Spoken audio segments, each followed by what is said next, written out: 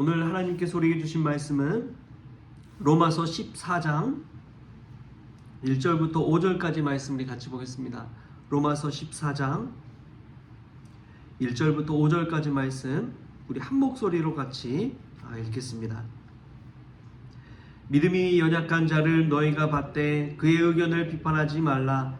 어떤 사람은 모든 것을 먹을 만한 믿음이 있고 믿음이 연약한 자는 채소만 먹느니라. 먹는 자는 먹지 않는 자를 업신여기지 말고 먹지 않는 자는 먹는 자를 비판하지 말라. 이는 하나님이 그를 받으셨음이라. 남의 하인을 비판하는 너는 누구냐? 그가 서 있는 것이나 넘어지는 것이 자기 주인에게 있음에 그가 세움을 받으리니 이는 그를 세우시는 권능이 주께 있음이라. 어떤 사람은 이 날을 저 날보다 낮게 여기고 어떤 사람은 모든 날을 같게 여기나니 각각 자기 마음으로 확정할지니라. 아멘. 할렐루야. 말씀 가운데 귀한 은혜가 저와 여러분에게 있기를 소망합니다. 먼저 무한 참사로 인해서 슬픔 당한 유가족들에게 하나님의 위로가 가득하기를 바랍니다. 생각지도 못한 사고로 인해서 엄청난 충격과 또 슬픈 마음을 가눌 없을 그 모든 분들에게 정말 성령의 위로가 있기를 빕니다. 오늘 말씀 보면은 비판하지 말라라는 제목으로 또 하나님 말씀 나눌 텐데요.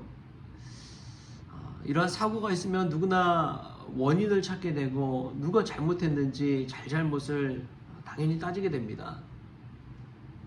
그럼에도 불구하고 불가항력적인 사고로 인해서 참사가 나는 경우도 있지요. 우리가 그러한 경우를 생각하고 언론에 비추어서 잘못됐다고 생각하고 무작정 비판하기 이전에 그 모든 상황을 한번 그려보고 나서 판단해도 늦지 않다고 생각이 듭니다. 감정에 이끌려서 비판하기보다 내가 가지고 있는 지식과 정보에 의해서 비판하기보다 모든 상황과 정황이 다 가려질 때 판단할 수 있는 지혜가 저와 여러분에게 있기를 소망합니다. 예수님은 산상수훈에서 그런 말씀을 했어요. 너희가 비판하는 그 비판으로 비판을 받을 것이고 너희가 헤아리는 그 헤아림으로 너희가 헤아림을 받을 것이다 라는 말씀을 하셨습니다. 비판은 참 때로는 필요하지만 그 비판이 우리의 눈을 가릴 때가 있는 것이지요. D.L. 무디는 남을 비판하며 자신에게 동조해 줄 것을 원하는 사람에게 이런 말을 했습니다. 나는 지금 당장 무디란 인간의 골치 아픈 문제를 풀어야 합니다. 그러니 다른 사람의 잘못을 들춰볼 시간조차도 없습니다. 여러분 무슨 말입니까? 다른 사람들의 죄를 따지기 이전에 나 자신이 먼저 죄인이라는 인식을 가지고 있었다는 것이죠. 그렇게 사람들을 대하니까 사람들에게 잔소리하기보다도 사람들을 격려하고 또 북돋아주고 세워주는 그런 말을 더 하게 된다는 것입니다. D.L. 무디 선생님은 위대한 격려가였다고도 이야기합니다.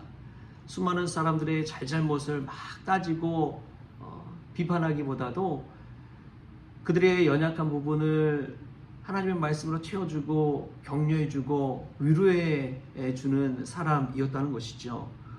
우리가 하나님의 위로자 될 수 있기를 바랍니다. 누군가를 판단하고 비판하기 이전에 먼저 그들의 마음을 위로해주고 격려해줄 수 있기를 바랍니다. 이런 말이 있어요. 비판 10마디보다 칭찬과 따뜻한 격려 한마디가 사람을 변화시킨다. 얼마나 수많은 비판을 하더라도 사람 변하지 않아요. 그런 정말 힘들 때 위로 한마디, 격려 한마디가 다시 사람을 일으켜 세우곤 합니다. 변화를 가져오는 것이지요. 우리가 오늘 말씀에 빗대어서 누군가를 비판하기 전에 나 자신을 이 말씀 앞에 세워놓고 나 자신의 죄인됨을 깨닫고 하나님 앞에 나아갈 수 있기를 바랍니다. 또 오늘 말씀 보면은 믿음이 강한 사람, 믿음이 연약한 사람이 있다는 것을 알 수가 있습니다. 그 믿음의 정도에 따라서 판단을 하고 생각을 해야 된다고 이야기하는 것이죠. 우리 14장 1절 2절 말씀 같이 한번 읽어볼까요? 1절 2절 시작. 믿음이 연약한 자를 너희가 받되 그의 의견을 비판하지 말라. 어떤 사람은 모든 것을 먹을 만한 믿음이 있고 믿음이 연약한 자는 채소만 먹느니라. 아멘. 사도 바울이 왜 이런 말을 했느냐? 이 고린도 전서 10장에 보면은 고린도 교회에서 그런 질문을 던집니다. 아니, 시장에 내답하는 음식들은 대부분이 제사 음식인데 그 제사 음식을 우리가 먹어도 되느냐 안 되느냐, 그것을 이야기하고 있습니다. 그럼 제사 음식 먹어도 됩니까 안 됩니까? 제사 음식 먹어도 돼요 안 돼요? 당연히 안 되지요. 당연히 안 됩니다. 그런데 사도 바울은 더 큰 강한 믿음이 있는 사람은 그 음식 모든 것은 하나님이 주신 것이다 라는 믿음으로 먹는다는 거예요. 믿음이 연약한 자들은 그런 제사 음식을 절대 먹지 못합니다. 채소만 먹습니다. 그게 믿음이라고 생각합니다. 그런데 믿음이 강하고 또 믿음이 크다고 생각하는 사람은 제사 음식이라도 하나님이 주신 것이라면 먹을 수 있다라고 이야기합니다. 참 중요한 게 지혜가 무엇이냐? 채소만 먹어야 된다고 생각하는 그런 사람들 앞에서 제사 음식을 먹는 것은 그 사람의 마음에 칼을 씹는 것과 같습니다. 풍파를 주는 것과 같습니다. 시험거리를 주는 거예요. 그것은 지혜롭지 못한 행동이라는 것입니다. 그래서 믿음이 연약한 자들 앞에서는 제사 음식을 절대 먹어서는 안 된다라는 것을 알려주는 것이지요. 믿음의 정도에 따라서 생각하는 바, 판단하는 바가 다르기 때문에 그렇습니다. 우리가 이것을 한번 생각해 볼 필요가 있습니다.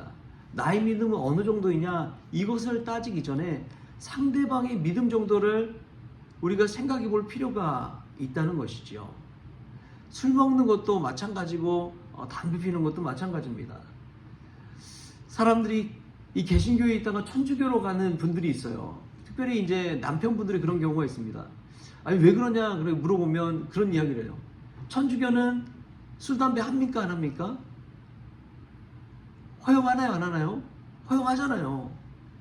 신부님들이 술 엄청 잘 먹고 신부님들이 담배를 엄청 잘 피우고 막 그런다고 그러잖아요. 그러다 보니까 막 개신교는 막 정죄하고 비난하고 막 그러는데 천주교는 그런 거 다 허용하니까 이 술 담배 하는 남편들이 다 천주교로 막 간다는 거예요. 똑같이 하느님 믿는 거 아니냐라면서 이야기한다는 거예요. 여러분, 우리가 한번 생각해 볼 필요가 있습니다. 그런데 뭐 천주교가 옳고 개신교가 옳고 막 이제 그런 거 따지시는 분들도 있죠. 근데 참 우리가 중요한 것이 있습니다. 모든 기준은 이 문화적인 것 하기 전에 하나님의 말씀이 진리라는 사실입니다. 개신교가 붙잡아야 되는 것은 하나님의 말씀이 진리라는 사실이에요. 허리 형식이 먼저가 아니라 하나님 말씀이 진리라는 것을 믿고 나아갈 때 그런 모든 것도 넘어설 수가 있는 것이지요. 할렐루야. 우리가 진리 되신 말씀 붙들고 나아갈 수 있길 바랍니다. 오늘 하나님의 말씀이 무엇이냐? 어떤 사람은 모든 것을 먹을 만한 믿음이 있고 믿음이 연약한 자는 채소만 먹는다고 했습니다. 그런데 이 먹는 자, 먹지 않는 자 업신여기지 말라는 거예요. 비판하지 말라는 거예요. 대신 우리가 그런 판단할 것이 아니라 하나님께서 그를 판단하실 것이란 사실을 생각하고 오직 그를 위해 기도해야 된다는 사실입니다. 우리가 그 믿음 가운데 거할 수 있길 바랍니다. 제 논문을 준비하면서 가장 먼저 하는 작업이 무엇이냐? 에포케라고 합니다. 판단 중지라는 거예요. 어떤 사실과 어떤 윤리적인 도덕적인 그 일 앞에서 판단 중지, 내 스스로의 가치관을 선입견을 가지고 편견을 가지고 판단하기 이전에 그걸 멈추라는 거예요. 그리고 모든 상황과 사건을 있는 그대로 한번 생각해보고 받아들여 보라는 것입니다. 그게 판단 중지입니다. 그때 이전에 내가 가지고 있던 고정된 시각이 아니라 새로운 시각을 가지고 생각하고 연구하고 판단할 수가 있기 때문에 그렇습니다. 우리가 믿음의 판단을 하기 전에 에포케 판단 중지를 하라고 오늘 이 말씀에서 우리에게 알려주는 것이죠. 그 한마디가 무엇이냐? 남의 하인을 비판하는 너는 누구냐? 비판하는 너는 누구냐? 이것을 생각해 보라고 오늘 말씀 우리에게 이야기합니다. 너는 누구냐? 똑같은 인간 아니냐? 똑같은 죄인이 아니냐? 너는 하나님 앞에서 무엇이 그와 다르냐? 믿음이 연약한 그와 너는 무엇이 다르냐? 이것을 우리에게 생각하게 하는 것이지요. 우리가 오늘 하루를 살아가고 또 한 해를 돌아보면서 누가 잘했고 누가 못했고 이런 거 따지기 이전에 하나님 앞에서 내가 누구인지, 비판하고 있는 나는 누구인지를 한번 돌이켜보면서 기도하면 좋겠습니다. 그때 믿음이 크든지 작든지 연약하든지 강하든지 그런 거 생각하기 전에 하나님 앞에서 내가 누구인지를 깨닫고 겸손히 하나님 앞에 나아가는, 또 하나님 주신 은혜에 감사하며 나아가는 저와 여러분이 될 줄 믿습니다. 2024년 한 해 그러한 은혜가 저와 여러분에게 있기를 좋으신 예수님의 이름으로 축원합니다. 기도하겠습니다. 좋으신 하나님 감사합니다. 우리가 늘 어떠한 사건 앞에서 누군가를 비판하기에 급급할 때가 있습니다. 그 사람의 마음도 알지 못하고 모든 상황을 판단하지도 못했는데 감정에 이끌려 내 선입견에 이끌려 가치 판단을 할 때가 있습니다. 주님, 그때 이 에포케 판단 중지하게 하여 주시고 내가 판단하기 이전에 하나님께서 그를 판단하셔야 된다는 사실을 깨닫게 하여 주시옵소서. 내가 심판자가 아니라 하나님께서 심판자임을 깨닫게 하여 주시고 우리는 오직 진리 되신 하나님의 말씀 붙들고 살아갈 수 있도록 주님 도와 주시옵소서. 믿음이 크고 작은, 믿음이 강하고 연약함, 그것을 따지기 전에 내가 비판하고 있는 내가 누구인지를 생각하며 하나님 앞에 엎드릴 수 있도록 주님 주장하여 주옵소서. 슬픔 당한 이들에게 하나님의 위로를 부어주시기를 간절히 원하옵고 거룩하신 예수님의 이름으로 기도하옵나이다. 아멘. 우리 주님이 가르쳐주신 기도로 오늘 새벽 기도를 마치겠습니다. 하늘에 계신 우리 아버지여, 이름이 거룩히 여김을 받으시오며 나라가 임하시오며 뜻이 하늘에서 이루어진 것 같이 땅에서도 이루어지이다. 오늘 우리에게 일용할 양식을 주시옵고 우리가 우리에게 죄진 자를 사하여 준 것 같이 우리 죄를 사하여 주시옵고 우리를 시험에 들게 하지 마시옵고 다만 악에서 구하시옵소서. 나라와 권세와 영광이 아버지께 영원히 있사옵나이다. 아멘.